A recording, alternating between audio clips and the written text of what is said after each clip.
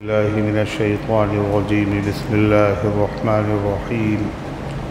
يا أيها الذين آمنوا لا تحرموا طيبات ما أحل الله لكم ولا تعتدوا إن الله لا يحب المعتدين وكلوا مما رزقكم الله حلالا طيبا واتقوا الله الذي أنتم به مؤمنون. لا يؤاخذكم الله باللغو في أيمانكم ولكن يؤاخذكم بما عقدتم الأيمان فكفارته إطعام 10 مساكين من أوسط ما تطعمون أهليكم أو كسوتهم أو تحرير رقبة فمن لم يجد فصيام 3 أيام ذلك كفارة أيمانكم إذا حلفتم واحفظوا أيمانكم كذلك يبين الله لكم آياته لعلكم تشكرون. يا أيها الذين آمنوا إنما الخمر والميسر والأنصاب والأزلام رجس من عمل الشيطان فاجتنبوه لعلكم تفلحون. إنما يريد الشيطان أن يوقع بينكم العداوة والبغضاء في الخمر والميسر ويصدكم عن ذكر الله وعن الصلاة فهل أنتم منتهون. وأطيعوا الله وأطيعوا الرسول واحذروا فإن توليتم فاعلموا أنما على رسولنا البلاغ المبين. ليس على الذين آمنوا وعملوا الصالحات جناح فيما طعموا إذا ما اتقوا وآمنوا وعملوا الصالحات ثم اتقوا وآمنوا ثم اتقوا وأحسنوا والله يحب المحسنين. يا أيها الذين آمنوا ليبلونكم الله بشيء من الصيد تناله أيديكم ورماحكم ليعلم الله من يخافه بالغيب فمن اعتدى بعد ذلك فله عذاب أليم. صدق اللہ العظیم. محترم حضرات، سامعین کرام، حاضرین مسجد، عزیزوں اور بزرگوں، کہاں بیٹھے ہوئے؟ سبحان اللہ. عزیزوں اور بزرگوں، اللہ کی مہربانی ہے کہ عید الاضحیٰ اور اس کے مبارک ایام عافیت کے ساتھ گزر گئے اور ذی الحجہ کا پورا مہینہ بابرکت ہے، اور برکت والے مہینے میں برکت والے مقام پر برکت والے کام کے لیے اللہ تعالیٰ نے ہمیں جمع ہونے کی توفیق عطا فرمائی. برکت والا مہینہ ہے ذی الحجہ، اور برکت والا مقام ہے مسجد، اور برکت والا کام ہے اللہ کا کلام. اس کا سننا، اس کا سمجھنا، اس کے تقاضوں پر عمل کرنا، یہ سب بابرکت کام ہے. اللہ تعالی ہم سب کی حاضری کو اپنی رحمت سے قبول فرمائے. اللہ تعالیٰ نے بڑے انعام اور اکرام فرمائے ہیں اپنے بندوں پر. اشرف المخلوق بنایا، انسان بنایا، اور پوری دنیا کو اللہ تعالیٰ نے انسانوں کا خادم بنایا، انسان کو مخدوم بنایا، اور تمام دنیا کے انسانوں کو مخدوم بنایا اور ساری دنیا کو خادم بنایا. اور حلال اور لذیذ چیزیں سب انسان کے فائدے کے لیے اللہ نے پیدا کی، اور اجازت بھی دے دی ان حلال چیزوں کو استعمال کرو، لیکن حد میں رہو. اللہ نے جو حدیں مقرر کی ہیں ان سے باہر نہ نکلو. چنانچہ حد سے گزرنا یہ بھی گناہ ہے، اور جو فرض ہے اللہ نے کیا ہے اس میں کوتاہی کرنا یہ بھی گناہ ہے. فرض میں کوتاہی کا نام ہے تفریط، اور حد سے آگے بڑھنے کا نام ہے افراط. افراط بھی منع ہے اور تفریط بھی منع. فرض میں کوتاہی کرنا بھی منع اور حد سے باہر نکلنا بھی منع۔ یہودیوں کا معاملہ کیا تھا؟ وہ تفریط میں مبتلا تھے، جو فرض تھا اس میں بھی کوتاہی کرتے تھے۔ جیسے حلال چیزوں کا استعمال اس کی اجازت ہے، جائز ہے، مگر حرام چیزوں سے بچنا فرض ہے، وہ حرام چیزوں سے بھی نہیں بچتے تھے۔ کیا کہا قرآن نے؟ وَأَكْلِهُمُ السُّحْتُ، وہ رشوت کھاتے تھے، وہ سود کھاتے تھے، مال کی محبت میں اتنے آگے بڑھ گئے حلال و حرام کی بھی پرواہ نہیں کی۔ اور دوسرا طبقہ تھا عیسائیوں کا، وہ لوگ افراط میں مبتلا تھے، لا علمی کی وجہ سے جو چیزیں اللہ تعالیٰ نے ان کے لیے حلال کی تھیں ان کو بھی نہیں کھاتے تھے، بستیوں میں رہتے نہیں تھے، نکاح بھی نہیں کرتے تھے، شہر سے باہر نکل کر پہاڑوں کی کھو میں اللہ اللہ کرنا، اس کا نام ہے رہبانیت۔ لذیذ چیزوں کو استعمال کرنے سے رک جانا اور یہ سمجھنا کہ اس سے اللہ راضی ہوگا، اس میں اگر پڑ جائیں گے تو اللہ کی عبادت میں کوتاہی ہوگی۔ اللہ نے یہ فرض نہیں کیا کہ حلال چیزیں آدمی نہ کھائے، لذیذ چیزیں نہ استعمال کرے، مگر انہوں نے خود سے اپنے اوپر یہ چیز لازم کر لی تھی۔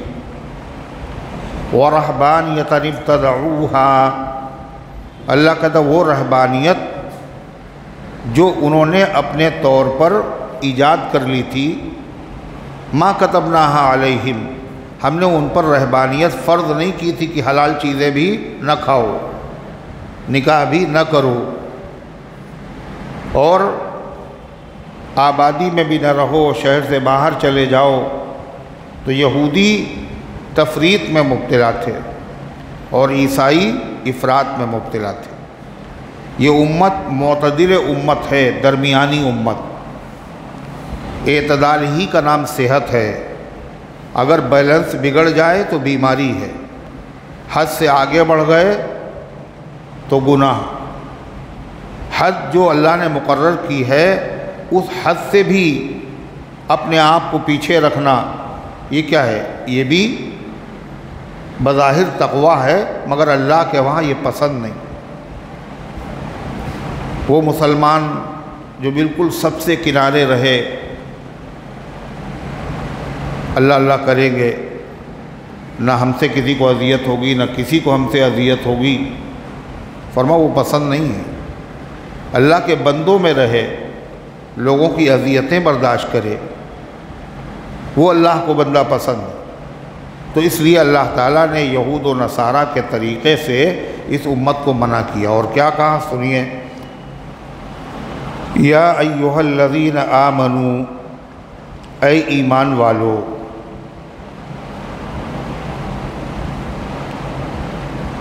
لا تحرموا طیبات ما احل اللہ لکم، حرام نہ کرو ان لذیذ چیزوں کو جو اللہ نے تمہارے لیے حلال کی ہیں، چاہے وہ کھانے کی ہوں، چاہے وہ پینے کی ہوں، چاہے وہ پہننے کی ہوں، چاہے وہ نکاح سے متعلق ہوں، جو چیزیں حلال ہیں ان کو حرام مت کرو۔ وَلَا تَعْتَدُوا، لیکن جو چیزیں حلال ہیں ان میں بھی حد سے آگے مت بڑھو۔ إِنَّ اللَّهَ لَا يُحِبُّ الْمُعْتَدِينَ، اللہ تعالیٰ کو حد سے تجاوز کرنے والے، حد سے پھلانگنے والے، حد سے نکلنے والے اللہ کو پسند نہیں۔ حدیث میں آتا ہے کہ حضرات صحابہ کرام رضوان اللہ تعالی علیہ مجمعین جو مکمل دین پر عمل پیرا تھے، اللہ نے خود قرآن میں کہا والذین استجابوا، جنہوں نے اپنے رب کی دعوت پہ لبیک کہا، وہ آپس میں اگر حرص کرتے تھے تو دنیا کے لیے نہیں بلکہ دین کے لیے، ثواب میں ہم ان سے آگے نکل جائیں، ہم ان سے آگے بڑھ جائیں، اور نبی پاک صلی اللہ علیہ وسلم کے مبارک طریقے کی ایک ایک چیز میں نقل کرنے کی کوشش کرتے تھے۔ چنانچہ 3 صحابی حضور پاک صلی اللہ علیہ وسلم کے گھر پہ آئے اور انہوں نے یہ طے کیا کہ باہر اللہ کے نبی جو کچھ کرتے ہیں وہ تو پتہ ہے، نماز ایسے پڑھتے ہیں، روزہ ایسے رکھتے ہیں، تلاوت ایسے کرتے ہیں، سجدہ ایسا ہے، رکوع ایسا ہے، غریبوں کے ساتھ معاملہ یہ ہے، سب دیکھتے ہیں، یہ تو ہم کرتے ہیں، مگر نبی اپنے گھر میں کیا کرتے وہ تو نہیں پتہ ہے۔ نبی جو گھر میں کرتے ہیں یہ بھی دین ہے۔ ہمارے بھی گھر ہیں، ہم بھی اپنے گھروں میں وہی کریں جو اللہ کے نبی کرتے، یہ جذبہ تھا۔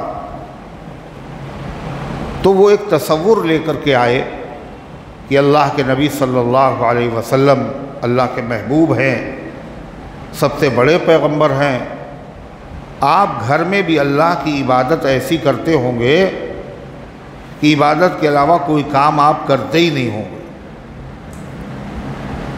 لہذا انہوں نے ام المومنین حضرت عائشہ صدیقہ طاہرہ رضی اللہ عنہ سے پوچھا اللہ کے رسول صلی اللہ علیہ وسلم گھر پہ آ کے کیا کرتے؟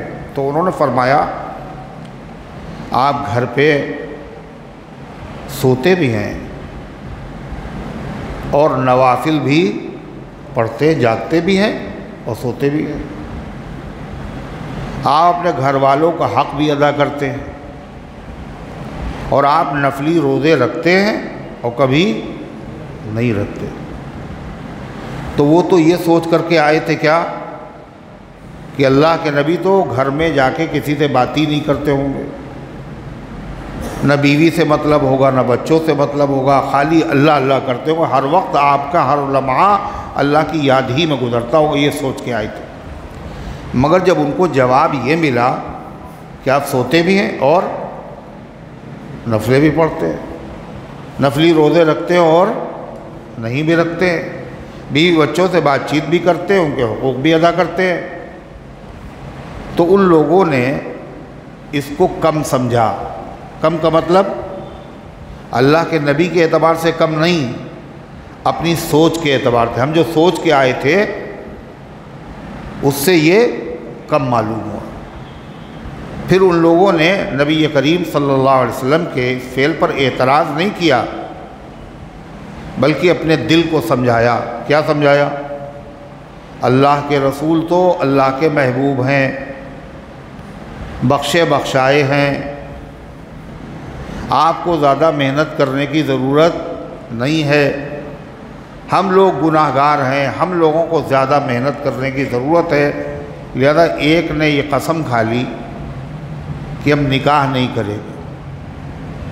نکاح کرنے کا مطلب پھر بیوی ہے، بیوی کی ضروریات ہیں، پھر بچے ہیں، بچوں کی ضروریات ہیں، تو عبادت کا پھر ہمیں موقع بولو خوب ملے گا نا، پھر کم ملے گا، اس لیے نکاح ہی نہیں کرے گی۔ اللہ کی یاد میں، نمازوں میں، عبادت میں خلل پیدا ہو نہیں کرے گا نکاح۔ دوسرے نے عہد کیا کہ ہم ساری رات جاگ کر عبادت کریں گے، بالکل سوئیں گے نہیں۔ اور تیسرے نے یہ عہد کیا ہم ہمیشہ نفلی روزے رکھیں گے، مطلب حرام روزے جو ہیں سال میں وہ نہیں رکھیں گے۔ سال میں 5 روزے حرام ہیں۔ کتنے؟ کون کون سے؟ عید، بقرعید، دو ہی ہوئے۔ کا تکبیر تشریق آج ختم ہوئی عصر تک، تو ایام تشریق جو ہیں 11، 12 اور 13، ان 3 دنوں میں بھی روزہ رکھنا حرام ہے۔ کیوں؟ یہ اللہ کی دعوت کے دن ہے، کھانے پینے کے دن ہے۔ اگر کوئی آدمی کسی کے وہاں دعوت میں جائے، وہ دعوت میں بلائے، اور جب دسترخوان پہ کھانا رکھے اور کلیجہ اپنا نکال کے رکھ دے، بڑی خاطر مدارات کرے، اور آپ کہیں بھائی ہم تو روزے سے ہیں، ہیں تو کیا کہے گا؟ بہت خوش ہوگا، میاں دعوت ہماری ہے، آپ روزے تھے۔ تو یہ کھانے پینے کے دن، اللہ کی ضیافت کے دن، اللہ کی مہمانی کے دن ہے، تو 5 دن روزہ رکھنا حرام۔ اس کے علاوہ سال کے 360 جو دن ہیں، ہر دن میں روزہ رکھنے کی، نفلی روزہ رکھنے کی اجازت ہے۔ تو انہوں نے کہا ہم سال میں سارے روزے رکھیں گے، 5 روزے چھوڑ کر کے باقی روزے رکھیں گے۔ اور اس کے بعد وہ تینوں وہاں سے چلے گئے۔ جب آپ گھر پہ تشریف لائے تو ام المومنین حضرت عائشہ صدیقہ طاہرہ رضی اللہ عنہا نے پورا واقعہ بتایا کہ 3 صحابی آئے تھے اور انہوں نے ہم سے یہ پوچھا، میں نے بتایا آپ کا معمول زندگی کا گھر پہ، تو انہوں نے یہ عہد کر لیا ہمیں زیادہ محنت کرنے کی ضرورت ہے اور ہم یہ کریں گے۔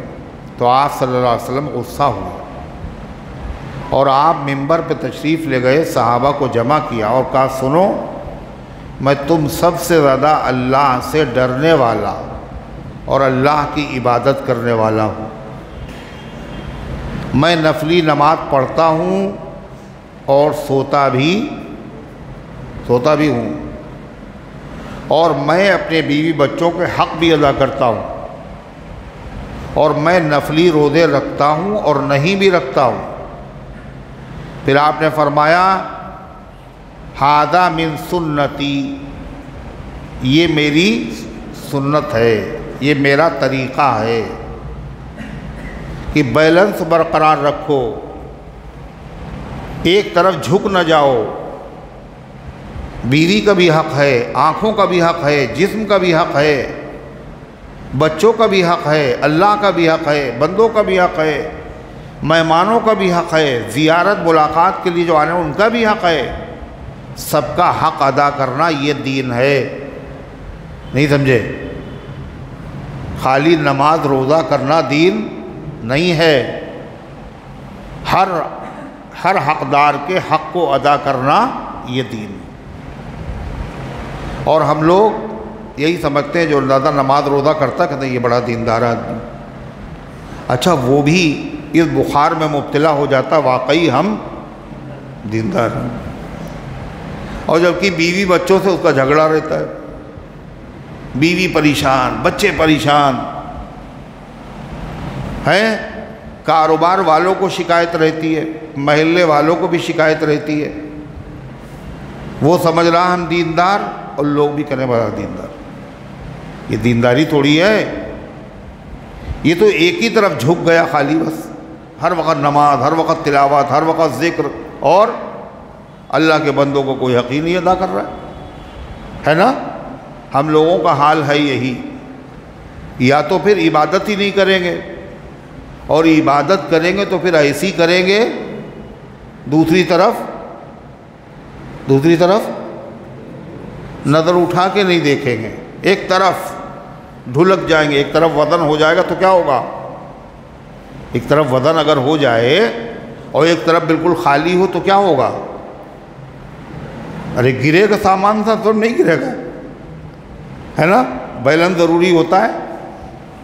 وہ ایک صاحب تھے اور وہ ان کی ایک آنکھ خراب تھی،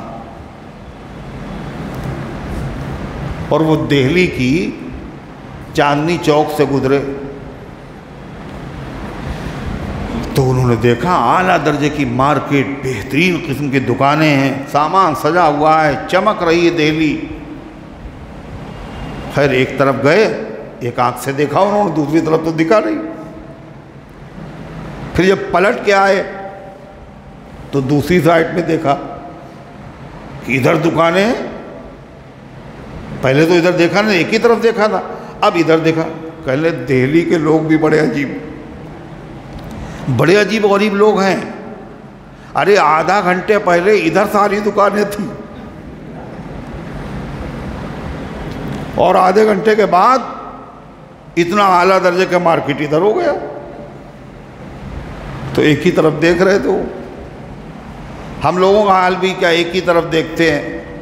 اب نماز روزے میں لگ گئے تو ایسا لگ گئے نہ بیوی کی خبر، نہ بچوں کی خبر، نہ متعلقین کی خبر، کسی کی کوئی خبر، کسی کا حق ہی نہیں ادا کر رہے۔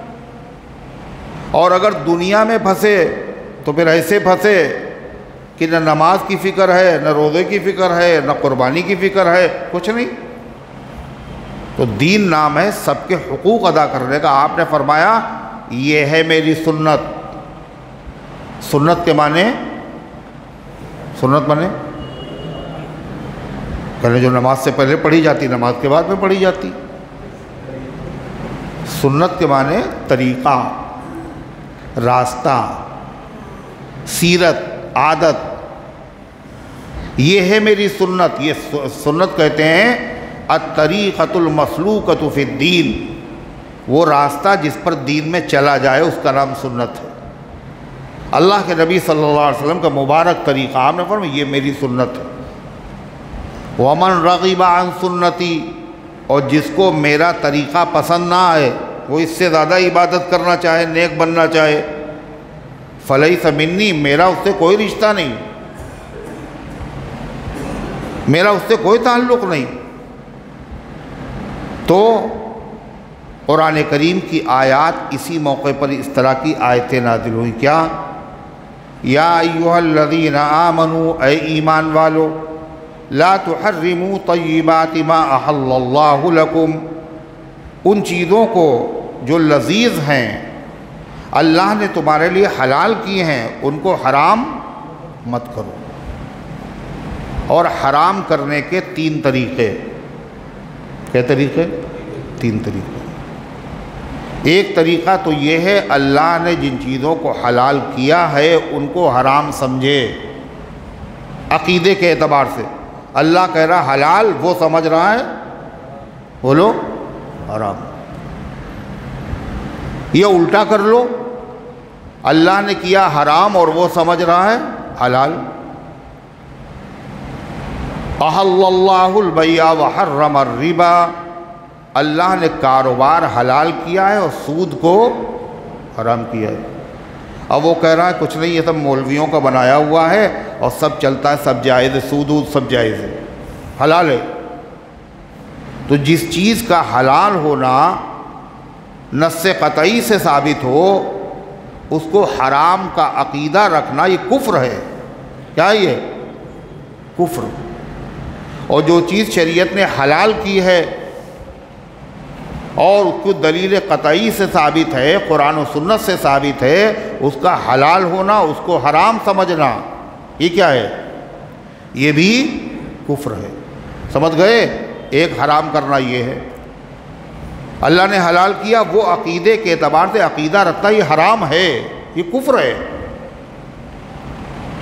اور دوسرا طریقہ حرام کرنے کا کیا ہے؟ تو حلال، عقیدہ نہیں ہے کہ یہ حرام ہے، لیکن زبان سے اس نے اپنے اوپر اس چیز کو حرام کر لیا، دل سے نہیں، زبان سے۔ یعنی اس نے قسم کھا لی کہ گوشت ہم کبھی نہیں کھائیں گے، حالانکہ گوشت اللہ نے حلال کیا ہے۔ اس نے قسم کھا لی، زبان سے عہد کر لیا، قسم کھا لی کہ ہم کبھی نہیں کھائیں گے، یا فلاں کام ہم نہیں کریں گے، یا اپنی بیوی سے ہم بات نہیں کریں گے۔ بیوی سے بات کرنا کیا ہے؟ حلال حرام؟ بولو،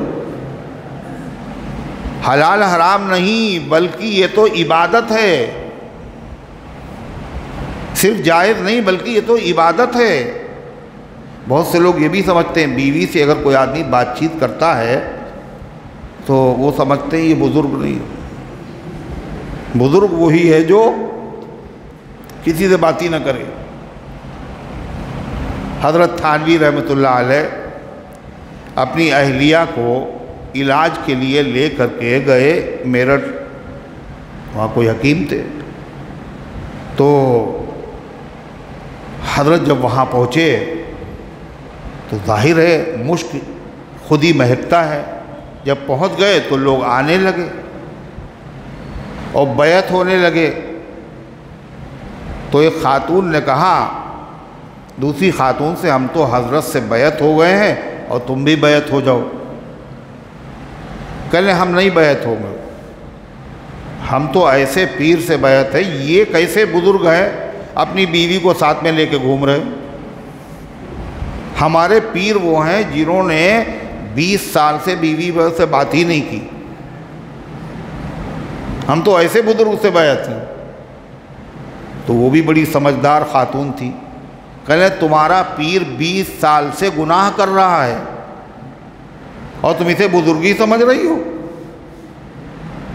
بزرگی یہ ہے، نبی کریم صلی اللہ علیہ وسلم عائشہ صدیقہ رضی اللہ عنہا کے ساتھ دوڑے بھی ہیں اور آپ نے ان کو کھیل بھی دکھایا ہے۔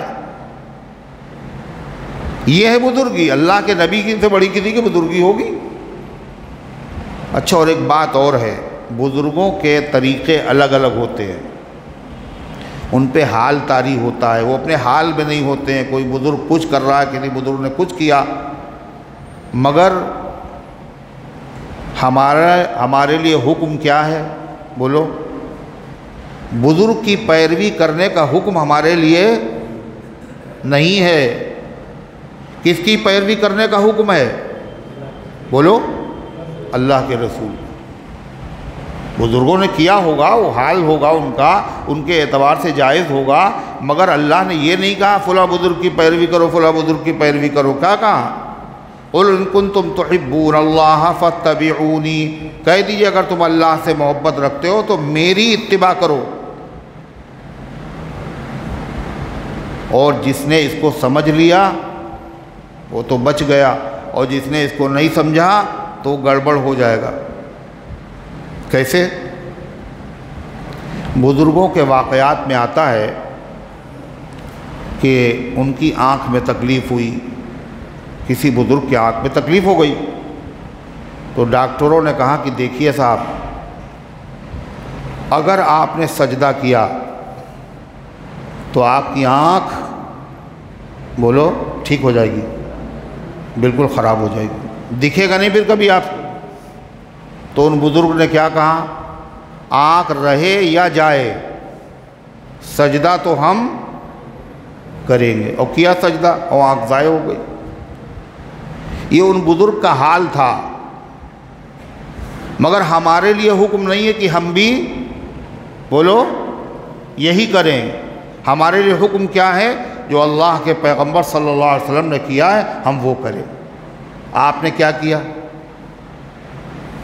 آپ نے جو شریعت کی تعلیم دی ہے بہت آسان، بڑی خوبصورت۔ مدینے میں تیز بارش ہو گئی، بہت تیز بارش۔ آپ نے مؤذن سے کہا اعلان کر دو اذان میں، حی علی الفلاح کے بعد اعلان کرو کیا؟ الصلاۃ فی الرحال، الصلاۃ فی الرحال، لوگوں نماز اپنے گھروں پہ پڑھ لو۔ اللہ کے نبی اعلان کروا رہے ہیں، اور بزرگ کیا کہہ رہے ہیں؟ چاہے ہڈی ٹوٹے، چاہے پسلی، چاہے گرے، چاہے کپڑے خراب ہو، جائیں گے مسجد ہی میں تکبیر اولیٰ کے ساتھ نماز پڑھیں۔ یہ بزرگی ہے۔ اور وہ کیا ہے؟ وہ نبی کا طریقہ ہے، وہ سنت ہے۔ امت کے لیے راحت کاہے میں ہے؟ بتاؤ کاہے میں ہے؟ بزرگوں کے طریقے میں یا نبی کے طریقے میں؟ نبی کے طریقے۔ وہ اللہ کے نبی تو اس مقام پہ فائز تھے، کوئی کر ہی نہیں سکتا تھا وہ کام، مگر امت کی خاطر، امت کو مشقت سے بچانے کے لیے اللہ کے نبی نے کیسے کیسے کام کیے امت کی خاطر، ہے کیے نہیں کیے؟ شب معراج میں 5 وقت کی 50 وقت کی نماز فرض ہوئی تھی، اللہ کے رسول تو چلے آئے، کیوں؟ آپ کو تو نماز میں مزہ آتا تھا، آپ تو کہتے ہیں جعلت قرۃ عینی فی الصلاۃ، نماز میری آنکھوں کی ٹھنڈک ہے۔ ارحنا یا بلال، بلال مجھے راحت دلاؤ، یعنی آرام پہنچاؤ، یعنی اذان کہو، ہم نماز پڑھیں مجھے راحت ملے۔ تو حضور کو تو کوئی پریشانی نہیں، جتنی دیر نماز پڑھیں آپ کے پیروں پہ تو ورم آ جاتا تھا۔ لیکن اللہ کے نبی صلی اللہ علیہ وسلم اللہ کے حضور میں بار بار گئے کاہے کے لیے؟ میری امت کمزور ہے، وہ 50 وقت کی پڑھ نہیں پائے گی۔ موسیٰ علیہ السلام نے مشورہ دیا تھا، بار بار کس کے لیے گئے آپ؟ کس کے لیے گئے؟ ارے امت کی سہولت اور آسانی کے لیے 3 دن آپ نے مسجد نبوی میں جماعت کے ساتھ تراویح کی نماز پڑھائی، اور چوتھے دن آپ گھر سے باہر نہیں نکلے اور مسجد بھری ہوئی صحابہ سے، اور آپ نے صبح فرمایا پھر مجھے پتا ہے تمہیں یہ نماز پسند ہے اور مجھے بھی بہت اچھی لگتی ہے، مگر میں آیا اس لیے نہیں کہیں تمہارے اوپر یہ فرض نہ ہو جائے اور تم مشقت میں مبتلا ہو جاؤ۔ دیکھا آپ نے، مشقت تو بچانا چاہتے ہیں نبی۔ آپ نے فرمایا لولا اشق علی امتی لامرتہم بالسواک، اگر مجھے اپنی امت پر مشقت میں مبتلا ہونے کا اندیشہ نہ ہوتا تو میں واجب کر دیتا کہ ہر نماز سے پہلے مسواک کرو، نماز سے پہلے مسواک کو کیا کر دیتا؟ واجب۔ یہ وضو کے بغیر نماز نہیں، ایسے مسواک کے بغیر نماز نہیں، میں یہ کہہ دیتا، مگر امت مشقت میں مبتلا ہو گئی۔ اس لیے اللہ تعالیٰ نے کیا کہا؟ نبی کی پیروی کرو اور بزرگوں کو ان کے حال پر چھوڑ دو، اعتراض بھی نہ کرو۔ اب ایک بزرگ ہیں، ان کا نام ہے فضیل ابن عیاض رحمۃ اللہ علیہ، بہت بڑے بزرگ۔ ان کے بیٹے کا انتقال ہوا، ایک آنکھ میں آنسو نہیں اور مسکرا رہے ہیں۔ کیوں مسکرا کیوں رہے ہیں؟ کہ اللہ نے امتحان لیا ہے، دیکھیں صبر کرتا ہے نہیں کرتا۔ میں نے صبر کیا، میں کامیاب ہو گیا۔ اللہ کے نبی کے بیٹے کا انتقال ہوتا ہے تو آپ کی آنکھوں سے بولو آنسو بہہ رہے ہیں۔ کوئی کہے گا بزرگ زیادہ صبر کرنے والے، جی نہیں، نبی کی سیرت سب سے اعلیٰ ہے۔ اس میں کیا ہے؟ اس میں اللہ کا بھی حق ادا کیا آپ نے اور اولاد کا بھی حق ادا کیا آپ نے۔ اور وہاں کیا ہے؟ خالی اللہ کا حق ادا ہو رہا ہے اور اولاد کا حق نہیں ادا ہو رہا ہے غلبہ توادوں کا۔ تو غرضے کی اللہ کے رسول صلی اللہ علیہ وسلم نے کیا فرمایا صحابہ سے؟ یہ میری سیرت ہے، نفلیں پڑھنا بھی اور سونا بھی، بیوی بچوں سے گفتگو کرنا، حق ادا کرنا، اور نمازیں پڑھنا اور روزے رکھنا، نفلی کبھی نہ رکھنا، یہ میری سیرت ہے۔ ومن رغب عن سنتی، اور جس کو میرا طریقہ پسند ہو میرا اس سے کوئی رشتہ نہیں۔ حد سے آگے بڑھنے کی کوشش مت کرو۔ یا ایھا الذین آمنوا لا تقدموا بین یدی اللہ ورسولہ، اے ایمان والو اللہ اس کے رسول سے آگے بڑھنے کی کوشش مت کرو۔ حضور امام ہیں اور ہم لوگ کیا ہیں بھائی؟ ہم لوگ کیا ہیں؟ ہم لوگ کیا ہیں؟ نہیں معلوم۔ حضور امام ہیں، ہم لوگ کیا ہیں؟ امام کے پیچھے جو کھڑا ہوتا ہے اسے کیا کہتے ہیں؟ مقتدی۔ اللہ کے رسول امام ہے اور پوری امت مقتدی ہے۔ اگر مقتدی امام سے آگے بڑھ جائے تو مقتدی کی نماز نہیں ہوگی۔ اللہ فرماتا ہے یا ایھا الذین آمنوا، اے ایمان والو، لا تحرموا طیبات ما احل اللہ لکم، حرام مت کرو ان لذیذ چیزوں کو جن کو اللہ نے تمہارے لیے حلال کیا ہے۔ حرام کرنے کی کئی شکلیں،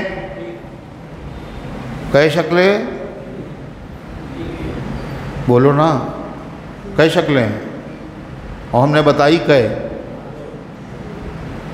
پتہ ہی نہیں، 3 بتائیں، 2 بتائیں تو برابر، نہیں بتائیں تو برابر، کئے بتائیں ہیں بھائی؟ 2۔ پہلی شکل، اللہ نے جس چیز کو حلال کیا ہے عقیدہ دل سے یہ سمجھنا یہ حلال نہیں حرام ہے، یہ کیا ہے؟ کفر ہے۔ دوسرا طریقہ، اللہ نے جس چیز کو حلال کیا اس کو دل سے حلال ہی سمجھتے ہیں مگر زبان سے اس کو اپنے اوپر حرام کر لیا۔ کیا قسم کھا لی کہ مرحوم کو ارہر کی دال بہت پسند تھی، اب اللہ کی قسم ہم ارہر کی دال مرتے دم تک نہیں کھائیں گے، ہے نا؟ زبان سے قسم کھا کے حرام کر لیا۔ تو یہ جو حرام کر لیا ہے اللہ کی حلال کی ہوئی چیز کو، یہ کیا ہے؟ کفر نہیں مگر یہ گناہ ہے۔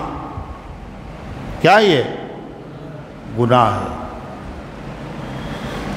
تیسرا طریقہ کہ نہ زبان سے اس نے حرام کیا، نہ اس نے عقیدے کے اعتبار سے حرام سمجھا، لیکن عمل کے اعتبار سے اس نے حرام کر لیا۔ عمل کے اعتبار سے حرام کرنے کا مطلب یعنی ہم یہ نہیں کہہ رہے ہیں، نہ یہ سمجھ رہے ہیں حرام ہے، نہ ہم یہ کہہ رہے ہیں زبان سے حرام ہے، لیکن ہم نے طے کر لیا کہ حرام جیسا معاملہ اس کے ساتھ کر رہے ہیں، یہ حرام چیز سے آدمی بچتا ہے، ایسے اس سے بھی پوری زندگی پرہیز کر رہا ہے۔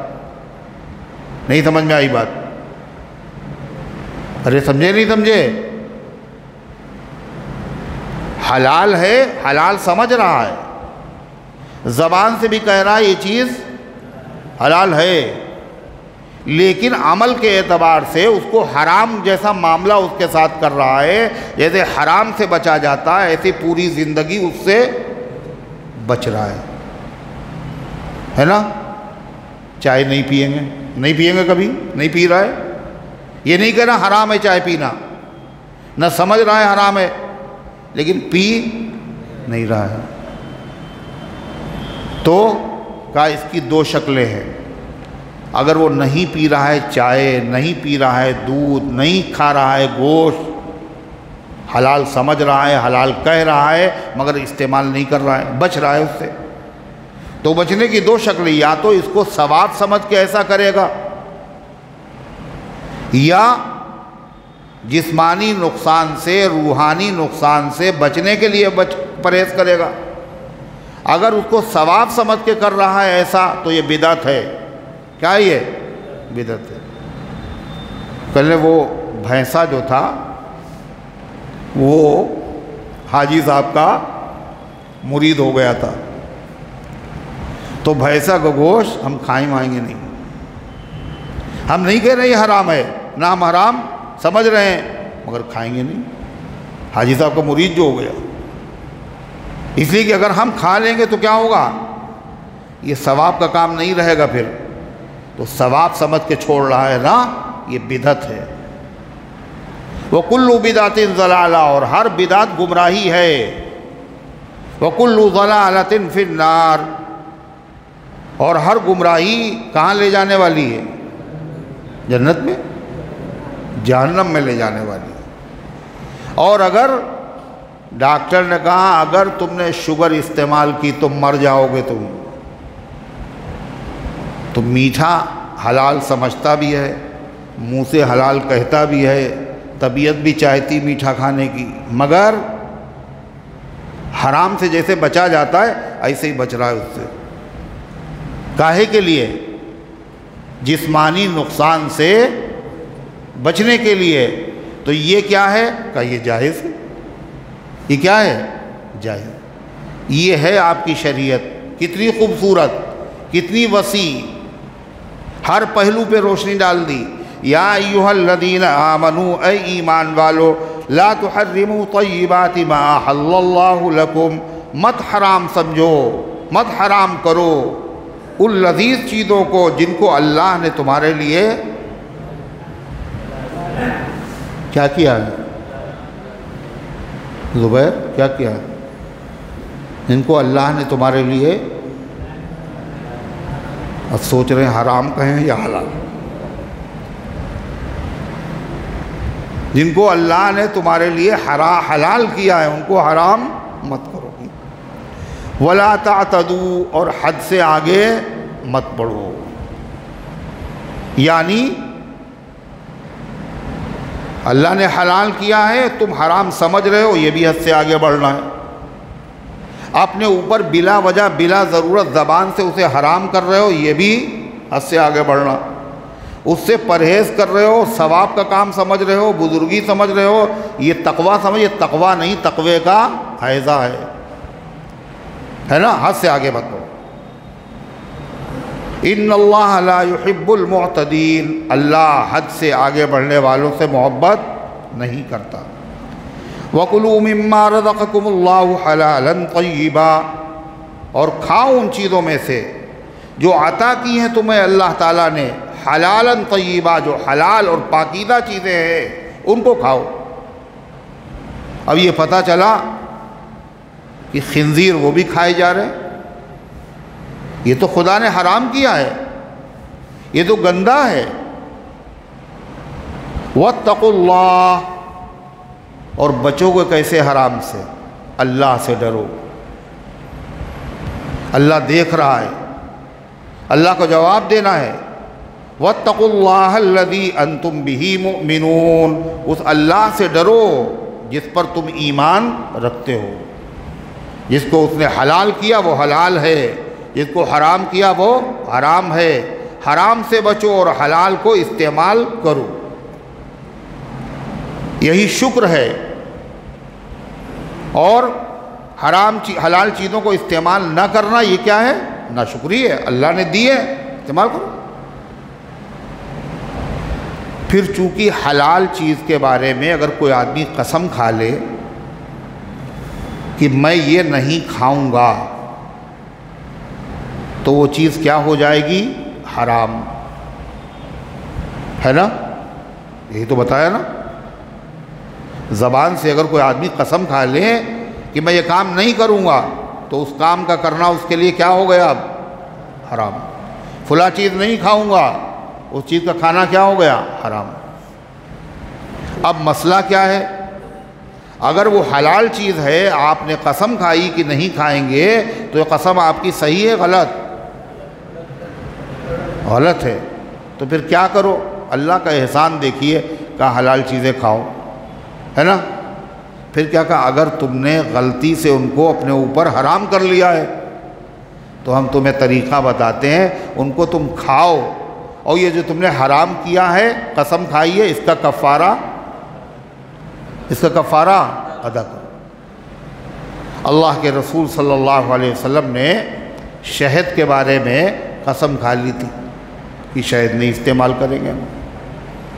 اللہ نے قرآن کی سورت نازل کی، سورہ تحریم 28ویں پارے کی آخری سورت، یا ایھا النبی لم تحرم ما احل اللہ لک، اے نبی اس چیز کو کیوں حرام کر رہے ہیں جس کو اللہ نے آپ کے لیے حلال کیا ہے؟ تبتغی مرضات ازواجک، اپنی بیوی کو خوش کرنے کے لیے یہ مشقت کیوں اٹھا رہے ہیں آپ؟ اللہ کی حلال کی ہوئی چیز کو حرام کر رہے ہیں آپ۔ قد فرض اللہ لکم تحلۃ ایمانکم، اللہ نے فرض کیا ہے آپ کے اوپر اپنی قسم سے حلال ہو جانا، یعنی قسم کو توڑ دیجئے اور کفارہ ادا کیجئے۔ نہیں سمجھ میں آئی بات؟ حضرت صدیق اکبر رضی اللہ تعالیٰ عنہ اپنے ایک رشتہ دار کی، غریب آدمی تھے، مدد کرتے تھے، وہ بھی صحابی تھے، اور وہ عائشہ صدیقہ رضی اللہ عنہ پر جب لوگوں نے تہمت لگائی تو اس پورے پیغنڈے کا شکار وہ بھی ہو گئے۔ اب ظاہر ہے جس کی مدد کرتے ہوں، جو رشتہ دار بھی ہو، وہ بھی دشمنوں کے ساتھ شامل ہو جائے، بڑی تکلیف ہوئی، بولے کچھ نہیں۔ جب قرآن کی آیتیں نازل ہو گئیں پاک دامنی کی حضرت عائشہ صدیقہ رضی اللہ عنہ کی شان میں، تو صدیق اکبر نے قسم کھائی، کیا؟ اب ان کی مدد کبھی نہیں کرے گی۔ حالانکہ کسی خاص غریب کی مدد کرنا فرض بولو نہیں ہے، غریبوں کی مدد ہے، ہزاروں غریب ہیں، مگر صدیق اکبر کا مقام بہت اونچا تھا۔ اللہ تعالیٰ نے کہا نہیں، تم فضیلت والے آدمی ہو، اور فضیلت والے لوگوں کو ایسی قسمیں نہیں کھانا چاہیے، معاف کر دو۔ ان تعفو وتصفحوا، چشم پوشی کر لو، معاف کر دو۔ الا تحبون ان یغفر اللہ لکم، کیا تم یہ نہیں چاہتے اللہ تمہیں معاف کر دے؟ اگر تم یہ چاہتے ہو اللہ تمہیں معاف کر دے تو تم بھی معاف کر دو۔ صدیق اکبر نے کہا میں نے معاف کر دیا، اپنی قسم توڑ دی، کفارہ ادا کیا، اور جتنی مدد کرتے تو اس سے ڈبل مدد کرنا شروع کر دی۔ تو اللہ تعالیٰ جب کسی حلال چیز کو آدمی قسم کھا کر کے حرام کر لیتا ہے تو کیا ہے؟ قسم کھا لیتا تو وہ چیز کیا ہو جاتی ہے؟ حرام۔ اور جب قسم اس نے ایسی چیز کی کھائی جو چیز نامناسب ہے، اماں سے بات نہیں کریں گے، ابا سے بات نہیں کریں گے، یہ قسم کیسی اچھی ہے؟ تو نافرمان لکھا جائے گا ماں باپ کا۔ اب قسم کھا چکے کیا کریں؟ کچھ نہیں، قسم توڑو اور کفارہ ادا کرو۔ اس لیے آگے کی آیت میں اللہ قسم کا کفارہ بیان کر رہا ہے۔ کیا کہا اللہ تعالیٰ نے؟ سنیے، لا یؤاخذکم اللہ باللغو فی ایمانکم، اللہ تمہارا مواخذہ نہیں فرماتا ہے تمہاری قسموں میں سے لغو قسم پر، تمہاری قسموں میں سے ایسی قسم پر جو کیسی کیا ہوتی؟ لغو۔ قسمیں تین طرح کی ہے۔ ایک قسم کا نام ہے لغو، لغو مانے فضول، بیکار۔ ایک قسم کا نام ہے غموس، یمین عربی میں کہتے ہیں قسم کو، یمین لغو، ایسی قسم جو لغو ہے، بیکار۔ ایک ہے یمین غموس، ایسی قسم جس میں انسان گناہوں کے سمندر میں ڈوب جاتا، اتنی خطرناک۔ ایک قسم ہے اس کا نام ہے یمین منعقدہ، یمین منعقدہ۔ یمین لغو کسے کہتے ہیں؟ ہر قسم پہ کفارہ نہیں ہے۔ یمین لغو کسے کہتے ہیں؟ کسی چیز کے بارے میں آپ کو اندازہ تھا ایسا ہوا، یقین نہیں تھا آپ کو، اندازہ تھا یہ کام ہوا ہے، آپ نے قسم کھا لی ایسا ہوا ہے، بعد میں پتہ چلا ایسا نہیں ہوا تھا، تو یہ قسم کیسی ہے؟ سچی جھوٹی؟ ارے بولو نا، کیسی ہے؟ سچی ہے جھوٹی؟ نہیں سمجھے؟ آپ نے قسم کھائی کہ ایسا ہوا اور بعد میں پتہ چلا ویسا نہیں ہوا، تو قسم کیسی ہوئی؟ سچی ہوئی جھوٹی؟ جھوٹی ہوئی نا۔ لیکن اس نے جو قسم کھائی ہے وہ اس نے جان بوجھ کے جھوٹی قسم نہیں کھائی، ہے تو جھوٹی لیکن جان بوجھ کے اس نے جھوٹ نہیں بولا، اس نے یہ سمجھا دلیلوں سے، قرینے سے اس کو جھلک پڑ گئی، فلاں صاحب آئے ہیں، لگتا ہے ایسا لگا اس کو فلاں صاحب جو سفر میں ہیں وہ آ گئے، جھلک ایک لگی اس کو، اور کسی نے کہا وہ فلاں صاحب تو آئے نہیں، اس نے کہا اللہ کی قسم وہ آئے ہیں، اور بعد میں تحقیقی تو پتہ چلا کہ وہ نہیں آئے، ہم نے غلط کسی اور کو سمجھ لیا تھا۔ تو یہ قسم ہے تو جھوٹی، مگر اس نے جھوٹ بولنے کا ارادہ بولو کیا تھا، اس کا نام ہے یمین لغو، فضول۔ یا آدمی نے بغیر ارادے کے قسم کھا لی، عادت پڑ گئی، جب بات کرتے ہیں تو کہ اللہ کی قسم ایسا ہی ہوا، اللہ کی قسم ایسا، اللہ کی قسم ویسا، بات بات پہ قسم۔ کھانا نہیں چاہیے، تکیہ کلام ہو جاتا ہے بعض لوگوں، خدا قسم خدا قسم، ہر بات میں خدا قسم، ہے نا؟ تو یہ بھی یمین کون سی کہلائے گی؟ لغو۔ اس کے اوپر کوئی کفارہ اللہ اس پر مواخذہ نہیں فرماتا ہے، داروگیر نہیں کرتا ہے، باز پرس نہیں فرماتا ہے، گرفت نہیں کرتا۔ اس کا مطلب یہ ہے دنیا میں اس قسم کے اوپر کفارہ واجب نہیں ہوتا۔ ارے سمجھ میں آئی بات؟ سنیے، لا یؤاخذکم اللہ باللغو فی ایمانکم، اللہ تمہارا مواخذہ نہیں فرماتا ہے تمہاری قسموں میں سے لغو قسم کے اوپر، وہ قسم ٹوٹ گئی تمہاری، جھوٹی ثابت ہوئی، اس پہ مواخذہ نہیں، مواخذہ نہ ہونے کا مطلب اس پہ کفارہ نہیں۔ وَلَٰكِن يُؤَاخِذُكُم بِمَا عَقَّدتُّمُ الْأَيْمَانَ، لیکن اللہ تمہارا مواخذہ کرتا ہے، گرفت کرتا ہے، یعنی کفارہ تمہارے اوپر واجب ہے، بِمَا عَقَّدتُّمُ الْأَيْمَانَ، ان قسموں پر جن قسموں کو تم نے پکا کر لیا۔ پکا کرنے کا مطلب زمانے آئندہ کے بارے میں آپ نے قسم کھائی، اللہ کی قسم اب کبھی نماز جماعت سے نہیں چھوڑیں گے، تو کیا کرنا چاہیے؟ جب قسم کھا لی ویسے بھی جماعت نہیں چھوڑنا چاہیے، لیکن جب قسم کھا لی تو کیا کرنا چاہیے؟ اب اور محنت کرنا چاہیے تاکہ قسم ہماری جھوٹی نہ ہو، ہے نا؟ یہ یمین منعقدہ ہے۔ اب اگر چھوٹ گئی آپ کی جماعت، چھوڑ دی آپ نے جماعت، تو کیا ہوا؟ قسم آپ کی ٹوٹ گئی۔ آدمی نے قسم کھا لی، اللہ کی قسم ہم شراب نہیں پیئیں گے، اور عادت تھی اس کی شراب پینے کی۔ اس کو کیا چاہیے؟ شراب ویسے بھی حرام ہے، نہیں پینا چاہیے، جب قسم کھا لی تھی اسی لیے کھائی تھی تاکہ شراب نہ پئیں، تو اس کو نبھانا چاہیے، لیکن اس نے پی لی شراب۔ شراب پینے کا گناہ الگ ہوا اور قسم توڑنے کا گناہ الگ ہوا۔ اس کو کہتے ہیں یمین منعقدہ۔ اس قسم کے اوپر اسے کفارہ دینا پڑے گا۔ دو قسمیں ہوئیں، کون کون؟ نمبر ایک، بس خالی ہنستے رہیے، بولیے نہیں۔ نمبر ایک، یمین، سبحان اللہ، میں کیا کروں، میری عادت ہے مسکرانے کی۔ کیا ہے پہلی قسم کا نام؟ کیا ہے؟ یمین لغو۔ اس پہ کفارہ نہیں، جان بوجھ کے جھوٹ نہیں بولا، جھوٹی ہو گئی قسم، یا بغیر ارادے کے منہ سے قسم نکلی۔ دوسری قسم یمین منعقدہ، زمانے آئندہ میں کسی کام کے کرنے یا نہ کرنے پر ارادے کے ساتھ قسم کھانا۔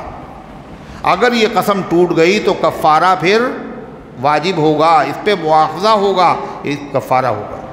دو ہی۔ تیسری قسم کیا بتائی تھی؟ یمین غموس، غین میم واو سین، غموس۔ غموس غمسن سے بنا، غمس کے معنی ڈوب جانا، یعنی یہ ایسی قسم ہوتی ہے اس قسم کا کھانے والا گناہ میں کیا ہوتا ہے؟ ڈوب جاتا ہے۔ اور ڈوبے گا آدمی کب؟ جب تھوڑا پانی ہو، جب ہی ڈوبے گا۔ ہیں؟ کب ڈوبے گا؟ جب زیادہ ہو۔ یعنی اس قسم کا اتنا بڑا گناہ ہے، گویا کہ آدمی گناہ کے سمندر میں ڈوب گیا، بہت بڑا گناہ ہے۔ یمین غموس کسے کہتے ہیں؟ گزشتہ زمانے ایسا کام جو ہو چکا یا نہیں ہوا، اس کے بارے میں جان بوجھ کر جھوٹی قسم کھانا۔ کہا یہ آپ نے چوری کی، اور واقعی اس نے چوری کی، کہا قسم کھا لو، اچھا اللہ کی نہیں کی تم نے، اور نہ کھا، کوئی مسئلہ نہیں، خالی قسم ہے نا؟ کرتے ہیں لوگ، نہیں کرتے ہیں؟ جان رہا ہے میں جھوٹ بولا ہوں اور پھر قسم بھی کھا رہا ہے، تو اس قسم کا نام ہے یمین غموس۔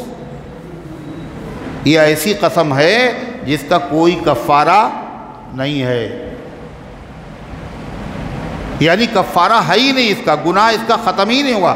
کفارہ کہتے ہیں، کفارہ کے معنی مٹانے والا، یعنی جو قسم کھائی تھی کفارہ دینے سے اس کا گناہ مٹ جائے گا، مگر یہ اتنا بڑا گناہ ہے اس کا کفارہ شریعت نے رکھا ہی نہیں، یعنی یہ گناہ مٹے گا ہی نہیں کسی کفارے سے۔ پھر کیا کرے؟ پھر ایسی قسمیں کھانا کیا ہے؟ بہت بڑا جرم، بہت بڑا گناہ۔ اور سب سے پہلی ایسی قسم کس نے کھائی تھی؟ نہیں معلوم؟ شیطان نے کھائی تھی، شیطان نے کھائی۔ کہاں کھائی تھی؟ جنت میں، آدم و حوا کے سامنے، کہ یہ درخت اگر تم نے کھا لیا تو جنت سے پھر کبھی نکالے نہیں جاؤ گے۔ وَقَاسَمَهُمَا إِنِّي لَكُمَا لَمِنَ النَّاصِحِينَ۔ شیطان ان دونوں کے سامنے قسمیں کھانے لگا۔ کن دونوں کے سامنے؟ آدم اور حضرت حوا کے سامنے۔ ہم تمہارے سچے خیر خواہ ہیں، تمہاری ہمدردی میں یہ بات کہہ رہے ہیں۔ تو آدم علیہ السلام نے سوچا، یاد تو تھا یہ درخت کھانے سے اللہ نے منع کیا ہے، مگر یہ آدمی اللہ کی قسم کھا کے کہہ رہا ہے، تو اللہ کے نام کی قسم کھا کے کوئی جھوٹ نہیں بول سکتا۔ آدم علیہ السلام نے اعتبار کر لیا، جھوٹی قسم کس نے کھائی تھی سب سے پہلے؟ شیطان نے۔ اب جتنے لوگ جھوٹی قسم کھا رہے ہیں وہ سب کس کے مقتدی ہیں؟ ان کا امام کون ہے؟ جیسا امام ویسے ہی مقتدی۔ اب امام جہاں جائے گا وہیں مقتدی بھی جائیں گے۔ جو آدمی جھوٹی قسم کھاتا ہے اللہ تعالیٰ اس کے گھر والی کو بانجھ بنا دیتا ہے، اولاد نہیں ہوتی، اور نہ معلوم کیا کیا سزائیں اس کی ہوتی ہیں۔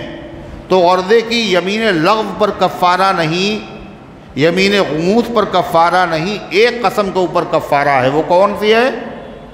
یمین منعقدہ، یمین منعقدہ۔ زمانے آئندہ میں کسی کام کے کرنے یا نہ کرنے پر قسم کھا لینا، اور اس کے بعد جب وہ قسم ٹوٹے گی تو کیا ہوگا؟ کفارہ واجب ہوگا۔ سنیے کیا کفارہ ہوگا، یہ بہت اہم مسئلہ ہے۔ کیا کفارہ ہوگا؟ اللہ فرماتا ہے فَكَفَّارَتُهُ إِطْعَامُ عَشَرَةِ مَسَاكِينَ مِنْ أَوْسَطِ مَا تُطْعِمُونَ أَهْلِيكُمْ، تو اس کا کفارہ کھانا کھلانا ہے 10 غریبوں کو، من اوسط ما، اس درمیانی درجے کا کھانا، ما تطعمون اہلیکم، جو تم اپنے گھر والوں کو کھلاتے ہو، نہ بہت ہائی فائی نہ بہت ردی قسم کا، جو گھر والوں کو کھلاتے ہو اس طرح کا کھانا کھلانا۔ کتنے کو لوگوں کو؟ 10 غریبوں کو۔ اطعام کے معنی کھانا کھلانا، اور اطعام کے معنی کھانا دینا، مطلب یا تو دسترخوان پر بلا کر 10 آدمیوں کو آپ کھانا کھلا دیں 2 ٹائم، صبح اور شام کو۔ 2 روٹی دے دی آپ نے، کہ تم جانو، اور تمہارا کام ایسا نہیں ہے پیٹ بھر کے کھلانا۔ 10 غریبوں کو کھانا کھلانا صبح اور شام،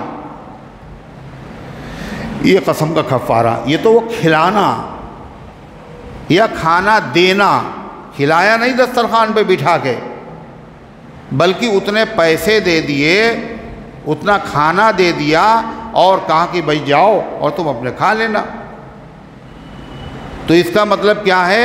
یعنی جتنا صدقہ فطر ہوتا ہے، کتنا ہوتا ہے صدقہ فطر؟ کتنا ہوتا ہے؟ ہمیشہ 50 روپے ہوتا ہے، سبحان اللہ۔ صدقہ فطر کتنا ہوتا ہے؟ 1.25 سیر گیہوں،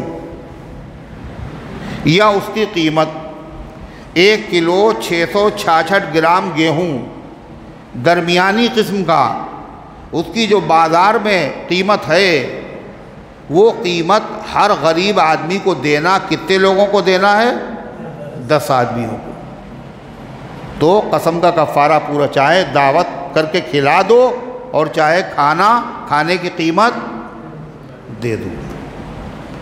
ایک شکل ہوئی، اور کیا ہے دوسری شکل، دوسرا کفارہ؟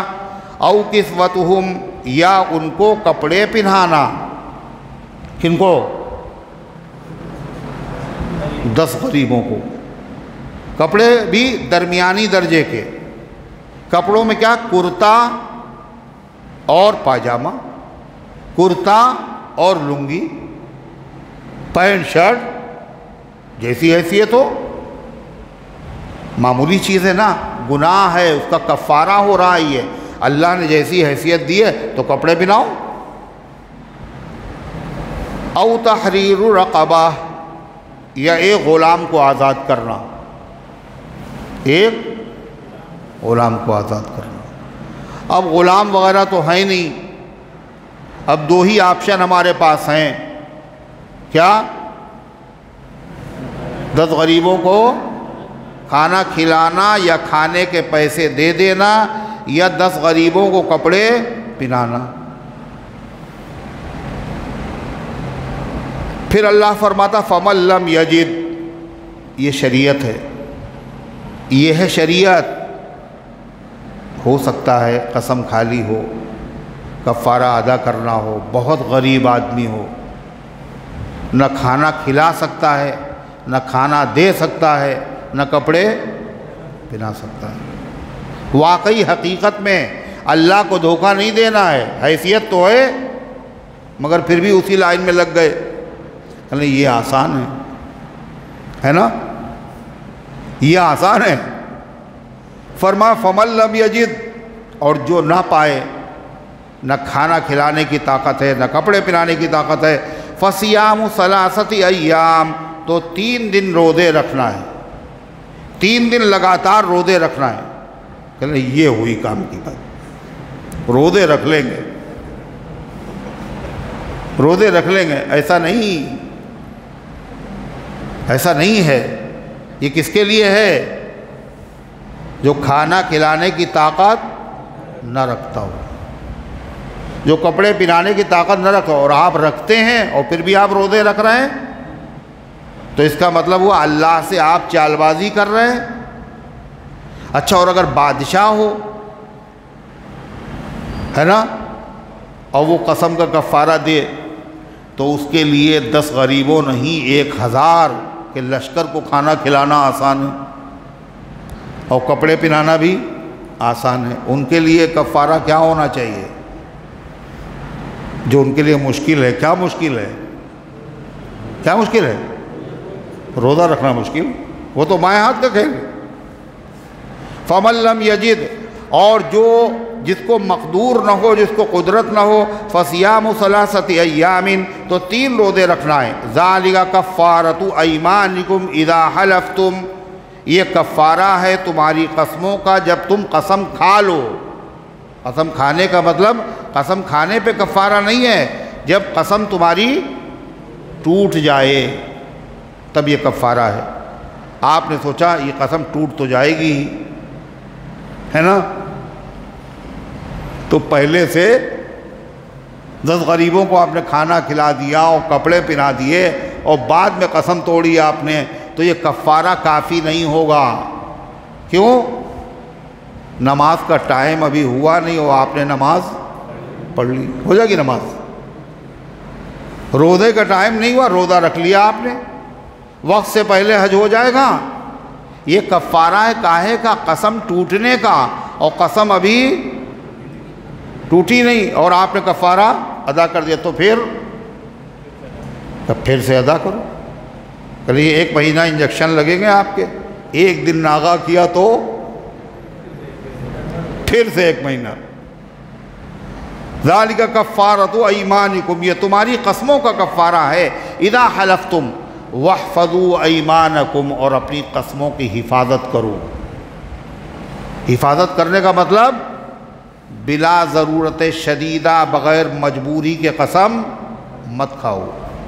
لا تجعلوا اللہ عرضۃ لایمانکم، اپنی قسموں کا نشانہ اللہ کے نام کو مت بناؤ، یعنی بلا وجہ اللہ کے نام کی قسمیں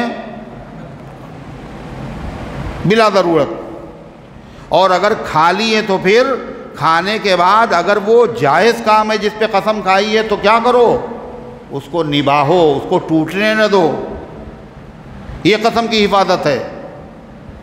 اور اگر ٹوٹ جائے قسم تو پھر کفارہ ادا کرو، یہ قسم کی حفاظت ہے۔ پتہ چلا ٹوٹ بھی گئی قسم اور کفارہ ادا نہیں کر رہے ہیں، یہ قسم کی حفاظت نہیں ہے۔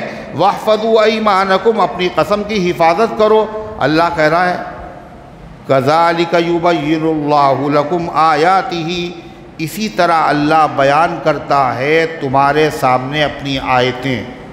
کفارے کا مسئلہ کہتا کھول کھول کے بیان کیا، نہیں بیان کیا، سب کی سمجھ میں آ گیا نہیں آ گیا؟ ارے آیا نہیں آیا؟ اللہ کہتے جیسے یہ بیان کیا ہے ایسے اللہ زندگی کے تمام مسائل کے سلسلے میں اللہ صاف صاف آیتیں نازل کرتا ہے۔ کذالک، اسی طرح اللہ تعالیٰ یبین اللہ لکم آیاتہ، تمہارے واسطے اپنے احکام بیان فرماتے ہیں، لعلکم تشکرون، تاکہ تم شکر ادا کرو، احسان مانو۔ ایک تو اللہ نے کھانے کی اجازت دی تھی اور پھر تم نے اپنا دشمن بن کر کے کھانا حرام کر لیا، تو اللہ تعالیٰ نے پھر سے کھانے کی اجازت دے دی اور اس کا حل بتایا، کیا؟ کھا لو اور کفارہ بھی ادا کر دو۔ ہے اللہ کا احسان نہیں؟ یا ایھا الذین آمنوا انما الخمر والمیسر والانصاب والازلام رجس من عمل الشیطان فاجتنبوہ لعلکم تفلحون۔ قسم کھانا جھوٹی کیا ہے؟ گناہ ہے بہت بڑا۔ ایسے ہی شراب پینا یہ کیا ہے؟ گناہ ہے۔ جوا کھیلنا، بت پرستی کرنا، جوئے کے تیر، تو اللہ آگے اس کا ذکر کر رہا ہے، یا ایھا الذین آمنوا، اے ایمان والو، انما الخمر والمیسر والانصاب والازلام، بلا شبہ شراب، والمیسر اور جوا، والازلام اور بت، والانصاب اور بت، والازلام اور قرآ اندازی کے تیر، رجس من عمل الشیطان، یہ گندگی ہے، یہ شیطانی کام ہیں، فاجتنبوہ، ان سے بالکل الگ رہو، لعلکم تفلحون، تاکہ تم کامیاب ہو جاؤ۔ ان سے بچنے میں تمہاری کامیابی ہے، ان میں مبتلا ہو جانے میں تمہارے لیے کامیابی نہیں بلکہ ناکامی اور نقصان و خسارہ ہے۔ 4 چیزیں بتائیں۔ بتانا یہاں 2 ہی چیزوں کو تھا، کون کون؟ شراب اور جوا، لیکن یہاں ذکر کا ہے کہ کیا بتوں کا ذکر کیا، اور قرآ کے جو تیر ہوتے ہیں قرآ اندازی کے، وہ بھی ایک جوئے کی قسم ہے، اس کا بھی ذکر کر دیا۔ بتانا 2 چیزوں کا ہے، ان کا ذکر کیوں کیا؟ بتانے کے لیے کہ شراب پینا، جوا کھیلنا یہ معمولی جرم نہیں ہے، یہ ایسے ہی ہے جیسے بتوں کی پوجا کرنا۔ بتوں کی پوجا کرنا کیسا جرم ہے؟ چھوٹا تھا۔ فرمایا شراب پینے والا اور جوا کھیلنے والا کہتے ہیں کعابد الوثن، وثن کہتے ہیں بتوں کو، جیسے بتوں کی پوجا کرنے والا۔ شراب کی حرمت اور جوئے کی حرمت کے سلسلے میں یہ آخری آیت ہے۔ اس سے پہلے بھی شراب کے بارے میں آیتیں نازل ہوئی، اور شراب اور جوا یہ دونوں ایک دم سے حرام نہیں کیے گئے۔ کیوں؟ اس لیے کہ عرب کے معاشرے میں شراب کیا تھی؟ معاشرے کا جزء لازم۔ حالی کیا کہتے ہیں؟ حالی مرحوم، شراب ان کی گھٹی میں گویا پڑی تھی۔ گھٹی میں پڑنا جانتے ہیں؟ یعنی اس کے غذا کا جز، اس کے جسم کا جز بنی ہوئی تھی شراب، اور جتنا بڑا آدمی اتنی پرانی شراب، اور شراب گناہ تھا ہی نہیں، شراب حرام تھی ہی نہیں۔ تو شراب جب آدمی پیتا ہے تو اس کی عقل بڑھ جاتی ہے نا؟ کیا ہوتا ہے؟ بدعقل ہو جاتا ہے، اور جب بدعقل ہوتا ہے آپے میں نہیں رہتا ہے۔ شرابی کی بڑھ پتہ نہیں کیا کیا بکتا ہے، گالیاں بکتا ہے، اور جب گالیاں بکتا ہے تو اس کے بعد پھر کیا ہوتا ہے؟ آپس میں محبت پیدا ہوتی ہے، لڑائی جھگڑے ہوتے ہیں۔ یہی سارے واقعات پیش آئے، تو صحابہ کو فکر ہوئی ایسی چیز تو منع ہو جاتی تو اچھا تھا۔ تو سب سے پہلی جو آیت نازل ہوئی وہ کون سی ہے؟ یسألونک عن الخمر والمیسر، اے پیغمبر یہ آپ سے پوچھتے ہیں شراب کے بارے میں، جوئے کے بارے میں، آپ کیا کہیے؟ قل فیہما اسم کبیر ومنافع للناس، لوگوں سے بتا دو اس کے اندر گناہ بھی ہے اور کچھ تھوڑے بہت فائدے بھی ہیں۔ صحابہ عقل مند تھے نا، دانشور تھے، اور دانشور لوگوں کے لیے ہندی کی چندی کی ضرورت نہیں، کیا ہے؟ اشارے کافی ہیں۔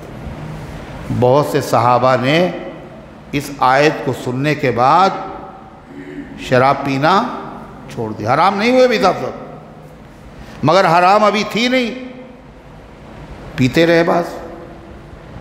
یہ آیت حضرت فاروق اعظم نے جب سنی تو حضرت فاروق اعظم نے کیا کہا؟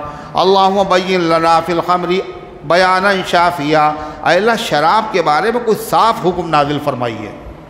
یہ فاروق اعظم کی تمنا تھی، کیا؟ کہ شراب حرام ہو جائے۔ اس آیت کو سننے کے بعد پھر دعا کی، اے اللہ کوئی صاف و کلیئر واضح بات شراب کے بارے میں نازل کیجیے۔ تو پھر دوسری آیت نازل ہوئی، کیا؟ لا تقربوا الصلاۃ وانتم سکارا، نماز کے قریب مت جایا کرو جب تم نشے میں ہوا کرو۔ اعلان ہو رہا حی علی الفلاح، اور ساتھ ساتھ یہ بھی اعلان ہو رہا ہے جو نشے میں ہو نماز کے قریب نہ آئے۔ اب وہ صحابہ جو تھے جو کچھ تھوڑے بہت پی رہے تھے، انہوں نے کیا کہا کہ نماز شراب کی حالت میں تو نماز کے قریب نہ جاؤ۔ اللہ کہہ رہا ہے نماز چھوڑنے کے لائق نہیں ہے۔ چھوڑنے کے لائق کیا ہے؟ شراب چھوڑنے کے لائق۔ انہوں نے چھوڑ دی، مگر ابھی بھی حرام نہیں ہے۔ فاروق اعظم کے جب اللہ کے رسول صلی اللہ علیہ وسلم یہ آیت سنائی تو حضرت عمر نے سنتے ہی کیا کہا؟ اللہم بین لنا فی الخمر بیانا شافیہ، اے اللہ شراب کے بارے میں کوئی دو ٹوک فیصلہ نازل کر دیجیے آپ۔ پھر اس کے بعد ایک مسجد میں ایک دعوت میں کھانا ہوا، شراب چلی، وہ تو حرام تھی نہیں، اور مغرب کی نماز کا ٹائم، امام صاحب مصلی پہ کھڑے ہوئے، انہوں نے جو تلاوت کی تو قل یا ایھا الکافرون پڑھی، اور نشہ آ چکا تھا تو قل یا ایھا الکافرون کیسے پڑھی؟ جہاں جہاں لا ہے، لا وہ ہٹا دیا، قل یا ایھا الکافرون لا اعبد ما تعبدون، لا ہٹا دیا، اب کیا ہوگا؟ اعبد ما تعبدون۔ لا اعبد ما تعبدون کا ترجمہ میں نہیں پوجا کرتا ہوں جن کی تم پوجا کرتے ہو، اور لا ہٹائیے میں پوجا کرتا ہوں ان کی جن کی تم پوجا کرتے ہو۔ معنی بدل گئے نہیں بدل؟ قل یا ایھا الکافرون لا اعبد ما تعبدون ولا انتم عابدون ما اعبد، یہاں بھی لا ہٹا دیا، ولا انا عابد ما عبدتم، یہاں بھی ہٹا دیا۔ تو قرآن کی یہ آیت نازل ہوئی، کون سی؟ نماز کے قریب مت جاؤ جب تم نشے کی حالت میں ہو، ہے نا؟ تو ایک آدمی جو تھا وہ اس نے آگے پیچھے نہیں دیکھا، اس نے صرف اتنا ہی دیکھا، کیا؟ لا تقربوا الصلاۃ۔ لا تقربوا الصلاۃ کے معنی کیا ہوا؟ نماز کے قریب مت جاؤ۔ اس نے کہا اب ہم مسجد سے نکل لیا، وہ نماز پڑھنے کے لیے آیا اور مسجد سے چلا گیا۔ کیوں؟ کہنا قرآن میں اللہ کہہ رہا نماز کے قریب مت جاؤ۔ مسجد سے ایک سفیہی یہ کہتا ہوا چلا لا تقربوا الصلاۃ، تو قرآن میں آ گیا۔ ایک بیوقوف مسجد سے نکل گیا، کہنے لا تقربوا الصلاۃ تو قرآن میں ہے، اور اس بیوقوف نے آگے نہیں دیکھا، کیا؟ وَأَنْتُمْ سُكَارَىٰ، نشے کی حالت میں نماز کے قریب نہ جاؤ، نشہ چھوڑنے کے لائق ہے، نماز چھوڑنے کے لائق نہیں ہے۔ اسی کو کہتے ہیں اپنے مطلب کی بات لے لینا، ہے نا؟ وہ جو غالب تھے جن کے لوگ بہت مداح بڑی تعریف کرتے ہیں نا، غالب شاعر جو تھے، تو انہوں نے کہا کہ قرآن میں ذکر ہے کھاؤ پیو، تو شراب پی جاتی ہے، تو اس میں منع کہاں سے کر رہے ہیں آپ لوگ؟ کہ لئے ہم توبہ وبہ نہیں کریں گے۔ کیوں؟ ہم توبہ جب کریں گے شراب و کباب سے، قرآن میں جو آیا کلو وشربو نہ ہو، قرآن میں کلو اور وشربو ہے، کھاؤ اور پیو، اور تم کہہ رہے ہو توبہ کرو۔ تو ان کے زمانے میں ایک دوسرے شاعر تھے بہت بڑے، یہ شاہ عبدالعزیز محدث دہلوی رحمۃ اللہ علیہ، انہی کا زمانہ تھا۔ ان کا نام تھا، ان کا تخلص ہے مومن، مومن خواہ مومن، اور مومن تخلص بھی حضرت شاہ عبدالعزیز نے انہیں عطا کیا تھا۔ تو انہوں نے غالب سے کہا تسلیم قول آپ کا جب ہم کریں جناب، کلو وشربو کے آگے جو لا تسرفو نہ ہو، کہا کلو وشربو خالی دکھ رہا ہے تمہیں اور آگے نہیں دکھ رہا ہے؟ آگے کیا ہے؟ اللہ کہہ رہا کھاؤ اور پیو اور حد سے آگے، حد سے آگے مت بڑھو۔ وہی یہودیوں کی طرح کہا کہ کیا سزا ہے؟ یہ زنا کر لیا ان لوگوں کیا سزا ہے؟ آپ نے کہا جو توریت میں سزا ہے وہ قرآن میں سزا ہے، یعنی شادی شدہ ہو تو جرم ثابت ہو جائے، اس کو سنگسار کر دیا جائے۔ تو وہ یہودی کہنے لگے توریت میں تو نہیں ہے۔ اللہ نے کہا ہاتوا بالتوراۃ فاتلوها ان کنتم صادقین، اگر دعوے میں سچے ہو توریت لے آؤ، پڑھ کے سناؤ۔ اب لائی گئی توریت، تو جہاں پہ یہ سزا لکھی تھی وہاں پہ ہاتھ رکھ لیا، اور آگے سے پڑھ رہے اور پیچھے سے پڑھ رہے۔ وہاں عبداللہ ابن سلام موجود تھے، یہودیوں کے عالم جو ایمان لا چکے تھے۔ انہوں نے اپنے مولوی سے کہا جو یہودی تھا ہاتھ ہٹاؤ، جب ہاتھ ہٹائے تو اس کے نیچے لکھی ہو دو۔ تو یہ لوگ کیا کرتے ہیں، یہ تحریف چاہتے ہیں جواز کے دلائل قرآن میں مل جائے۔ تو باہر صورت یہ قرآن کی جب یہ صورت نازل ہوئی تو اس کے بعد پھر کیا ہوا، یہ تیسری آیت نازل ہوئی آخری شراب کی حرمت کے بارے میں۔ کیا کہا، یا ایھا الذین آمنو، اے ایمان والو، بے شک شراب اور جوا اور بت اور قرا کے تیر۔ قرا کے تیر کیا ہوتے تھے، عرب لوگ ایک اونٹ ذبح کرتے 10 آدمی مل کے۔ کتنے آدمی مل کے؟ کتنے؟ 10۔ اور اس کے بعد اس کی تقسیم کرتے۔ ابھی بقرعید کا زمانہ گزرا ہے نا، تو حصے ہوتے ہیں نا، 7 حصے ہیں تو 7 حصے کر کے بانٹ دیے گئے۔ اب 10 آدمی شریک ہوتے ہیں اونٹ میں، اس کے بعد وہ 10 حصے نہیں کرتے تھے اس کے۔ کچھ تیر تھے ان کے پاس 7، 10 پورے تیر تھے، تو ان میں سے 7 جو تیر تھے ان کے اوپر لکھا ہوا تھا کیا، کسی پہ لکھا تھا 1، کسی پہ لکھا تھا 2، کسی پہ لکھا تھا 3 ہیں، اور اسی طریقے سے تعداد لکھی ہوئی تھی، اور اس کے علاوہ جو 3 جو تیر تھے ان پہ کچھ نہیں لکھا تھا۔ تو کہتے جب گوشت بانٹنے کی بات آتی تھی تو وہ تیر ایک تھیلے میں رکھ دیے جاتے اور اس کو ہلاتے اور کہتے نکالو۔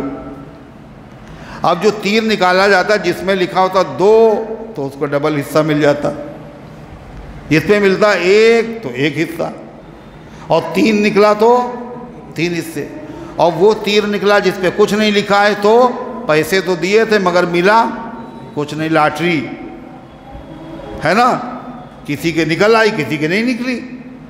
اللہ نے اس کو منع کیا۔ اور قرے کے تیر رجس من عمل الشیطان، یہ گندگی ہیں، رجس کہتے ہیں گھناؤنی چیز کو، گھناؤنی چیز جس سے انسان کی فطرت نفرت کرتی ہے۔ واقعی یہ چیزیں ایسی ہیں، انسان کے پاس اگر عقل ہو تو شراب نہ پیے، جوا نہ کھیلے، بت پرستی نہ کرے۔ اللہ فرماتا فاجتنبوہ لعلکم تفلحون، تم اس سے بچو تاکہ تم کامیاب ہو جاؤ۔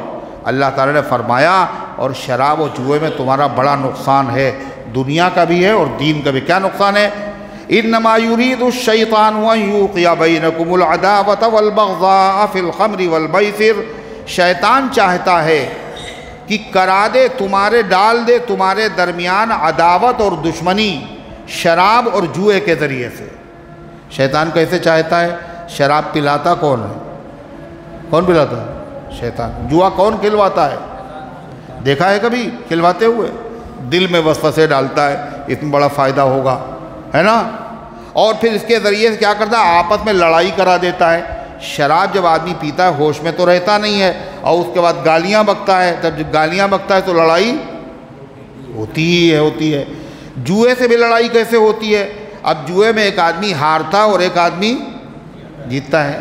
جو جیتتا ہے وہ اتنا مست ہوتا ہے کہ اپنی نشے میں ہوتا ہے، جیت کے نشے میں، اور الٹی سیدھی باتیں کرتا ہے۔ اور جو آدمی ہارتا ہے اس کے دل میں اس کی طرف سے محبت پیدا ہو جاتی نا، یہ جیت گیا ہم ہار گئے، اس کی طرف سے دل میں نفرت پیدا ہو جاتی ہے نا۔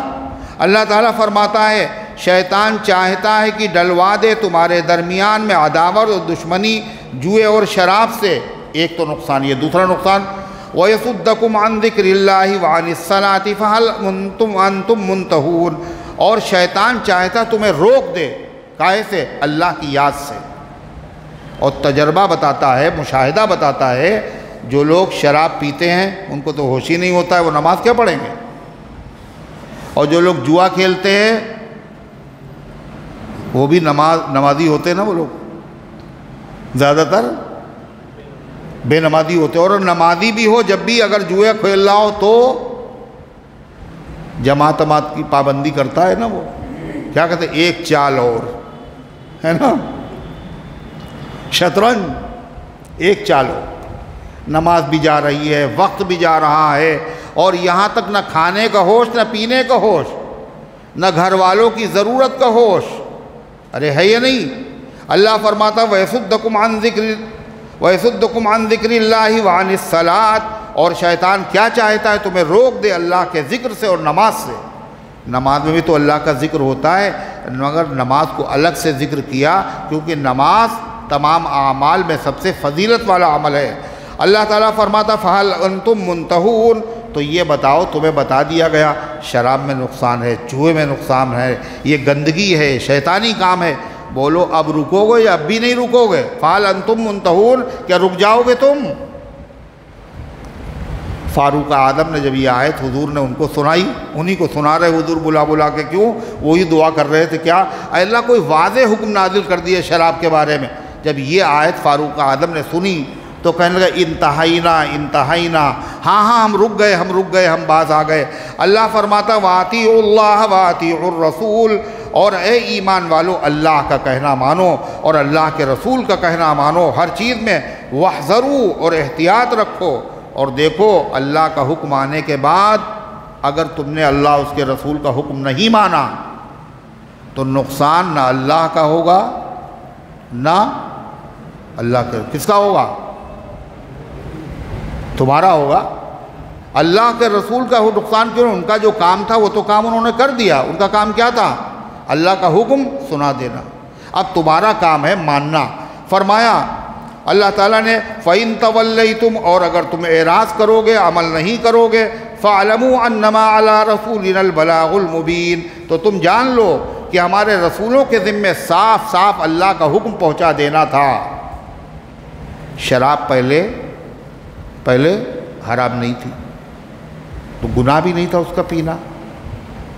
بعض صحابہ نے پی اور اسی زمانے میں ان کا انتقال ہو گیا اور بعد میں حرام ہو گئی. تو بعض لوگوں کے دل میں یہ خیال پیدا ہوا شراب حرام بعد میں ہوئی ہے اور فلاں آدمی جو تھے وہ تو شراب پی کے مر گئے. تو اللہ نے قرآن کی آیت نازل کی. کیا کہا؟ جب حرام ہی نہیں تھی تو اس کا پینا گناہ بھی نہیں تھا، ان کی پکڑ. لَيْسَ عَلَى الَّذِينَ آمَنُوا وَعَمِلُوا الصَّالِحَاتِ. اور ایسے لوگوں پر جو ایمان رکھتے ہوں اور نیک عمل کرتے ہوں نہیں ہے کوئی گناہ فیما طعموا. اس چیز میں جو انہوں نے کھایا. کب کھایا؟ حرام ہونے سے پہلے. کب پیا؟ بولو حرام ہونے سے پہلے. اللہ فرماتا اذا متقوا وآمنوا. کب گناہ نہیں ہے؟ جب حرام ہو گئی تو وہ اس سے بچتے رہے اور اللہ کا حکم جو آیا حرام ہے اس پر وہ ایمان بھی لے آئے. وعملوا الصالحات. اور انہوں نے نیک کام کیے. ثم اتقوا وآمنوا. پھر وہ تقوی پر قائم رہے پوری زندگی. وآمنوا. اور ایمان پر قائم رہے. ثم اتقوا واحسنوا. اور پھر وہ پرہیز کرتے رہے اور وہ نیک کام کرتے رہے. واللہ یحب المحسنین. اور اللہ تعالیٰ نیک عمل کرنے والوں سے محبت فرماتا ہے، ان کو ذلیل نہیں کرتا، ان کو دنیا میں بھی نوازتا ہے، ان کو آخرت میں بھی نوازے گا. اللہ تعالیٰ ان گزارشات کو قبول فرمائے، عمل کرنے کی توفیق عطا فرمائے. کسی شخص کا کاروبار ہے پرانی گاڑیوں کو نئی بنا کر بیچنا، اجزاء کی تبدیلیاں کرتا ہے، نیا لگاتا ہے. میں نے اس کو کچھ رقم دی ہے. جب وہ گاڑیاں بک جاتی ہیں تو ان کو جو نفع ہوتا ہے اس میں کچھ رقم جو ان کا دل کرتا ہے وہ مجھے دے دیتا ہے. پھر آگے تو کچھ لکھا نہیں بھائی.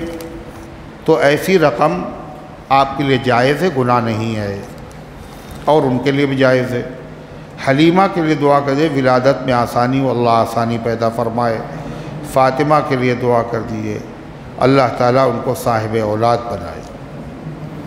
محمد اطہر کی طبیعت خراب ہے. حاجی محمد جمیل صاحب کی طبیعت خراب ہے. حاجی محمد جنید کی طبیعت خراب ہے. اللہ ان تمام بیماروں کو اور امت کے تمام بیماروں کو شفا عطا فرمائے. اللہم صلی علی سیدنا وعلی آل سیدنا کما تحب و ترضا عدد ما تحب و ترضا. اللہم انت السلام ومنک السلام تبارکت یا ذا الجلال والاکرام. ربنا آتنا فی الدنیا حسنہ وفی الآخرۃ حسنہ وقنا عذاب النار. اللہم احفظنا من کل بلاء الدنیا وعذاب الآخرہ اللہم انصر الاسلام والمسلمین واخذل الکفرۃ والیہود والنصارى والمشرکین الظالمین۔ اے اللہ ہم سب کی حاضری کو اپنی رحمت سے قبول فرما، ایمان کامل عطا فرما، اعمال صالحہ کی توفیق عطا فرما، نفس و شیطان کے دھوکے سے، برے کاموں سے، بری باتوں سے اے اللہ ایک ایک امتی کی حفاظت فرما، رحمت والے، مغفرت والے، جنت والے کام کرنے کی توفیق عطا فرما۔ اے اللہ جن بد نصیبوں نے تیرے حبیب صلی اللہ علیہ وسلم کی شان میں گستاخی کی ہے، اے اللہ ان کو عبرتناک سزا عطا فرما۔ اے اللہ اپنے حبیب صلی اللہ علیہ وسلم کے درجوں کو خوب بلند فرما اور پوری امت کی طرف سے اے اللہ آپ کو بہترین جزا عطا فرما۔ اے اللہ جو ان کے حامی ہیں اور جو ظالم ہیں، اے اللہ ان سب پر اپنے قہر و غضب کی بجلیاں گرا دے۔ اے اللہ ان کی جماعت میں تفرقہ پیدا فرما۔ اے اللہ ان کے منصوبوں کو خاک میں ملا دے، ان کی تدبیروں کو انہی پر الٹ دے۔ اے اللہ ان سب کو عبرتناک سزا عطا فرما۔ اے اللہ ظالموں کے ظلم سے پوری امت کی حفاظت فرما۔ اے اللہ ہمارے ملک کی، ہمارے شہر کی، ہمارے وطن کی فرقہ پرستوں کی شرارت سے حفاظت فرما۔ جو نفرت کی آگ لگانا چاہتے ہیں اے اللہ ان کے منصوبوں کو خاک میں ملا دے۔ اے اللہ جو دنیا سے جا چکے ان سب کی مغفرت فرما، جو دعاؤں کے طالب ہے ان کے نیک مقاصد میں کامیابی نصیب فرما۔ اے اللہ ہم سب کو اسلام پر زندہ رکھ، ایمان پر موت دے، ایمان والوں کے ساتھ حشر فرما۔ اے اللہ گرمی بہت شدید ہے، موسم بڑا سخت ہے، اے اللہ اپنے بندوں کے حال پر رحم فرما، کرم فرما۔ اے اللہ یقیناً بارش کا نہ ہونا، بارش کے موسم میں اے اللہ یہ سب بندوں کے گناہوں کی وجہ سے ہوتا ہے۔ اللہ ہم سب گنہگار ہیں، ہم سب معافی مانگتے ہیں، اللہ ہم سب کو معاف فرما دے، پوری امت کو معاف فرما دے۔ اے اللہ موسم کو خوشگوار بنا دے، اے اللہ گرمی کی شدت کو ختم فرما دے، اے اللہ باران رحمت کا نزول فرما۔ اللہم اغفر لنا وللمؤمنین والمؤمنات والمسلمین والمسلمات الاحیاء منہم والاموات انک سمیع قریب مجیب للدعوات۔ اللہم اغثنا، اللہم اسقنا، اللہم اغثنا، اللہم اسقنا، اللہم اغثنا، اللہم اسقنا، وصلی اللہ علی النبی الکریم برحمتک یا ارحم الراحمین۔